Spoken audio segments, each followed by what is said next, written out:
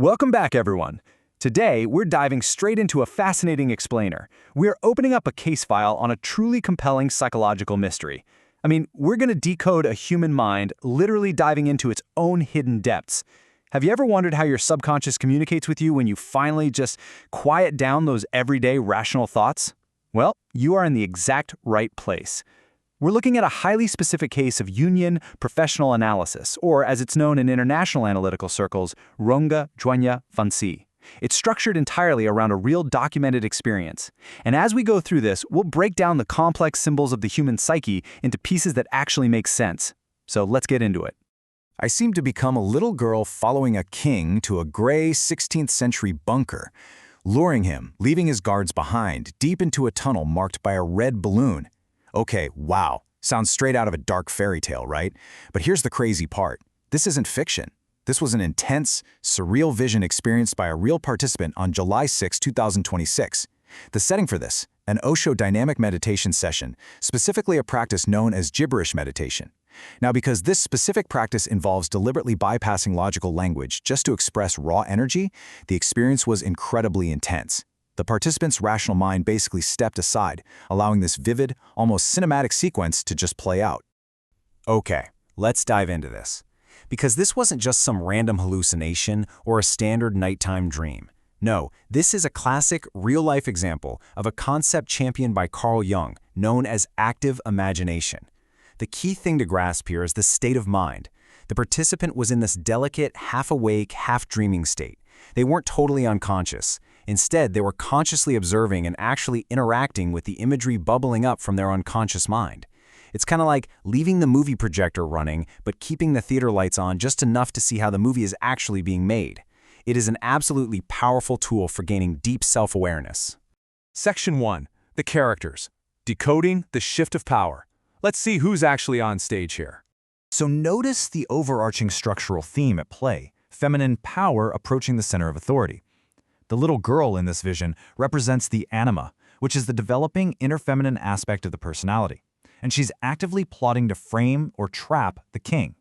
Now, this king represents the ego king, that old, rigid, established center of the personality that usually thinks it's completely in charge. So this framing action by the little girl symbolizes a totally necessary breakdown. That old, controlling ego is being loosened up and prepped for a profound transformation. And to get the king exactly where she wants him, the little girl lures him away from his protection. His guards are completely left outside. In Jungian terms, these guards represent our everyday psychological defenses and our rational control mechanisms.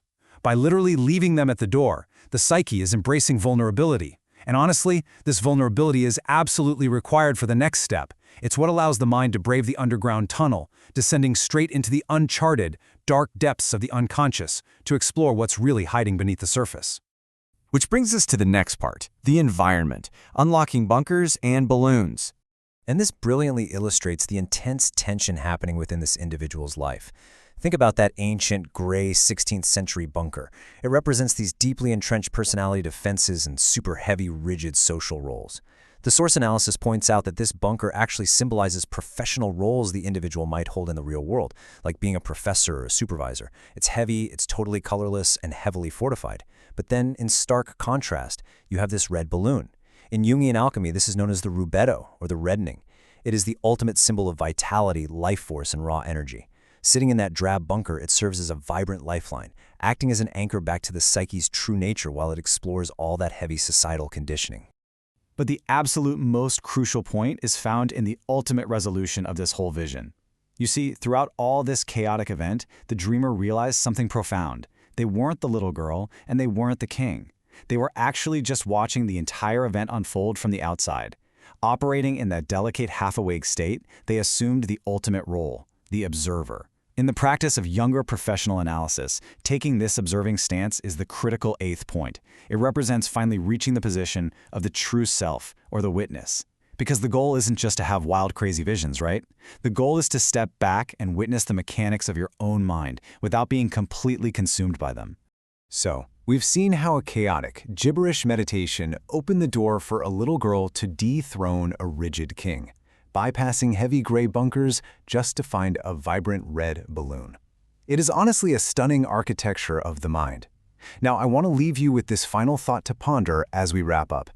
If you intentionally wandered into your own underground tunnel today, leaving your everyday guards at the door, what red balloon, what vital symbol of your own true energy would guide you back to your true self? Thank you so much for joining me for this explainer. Keep observing, keep analyzing, and never stop exploring your own depths.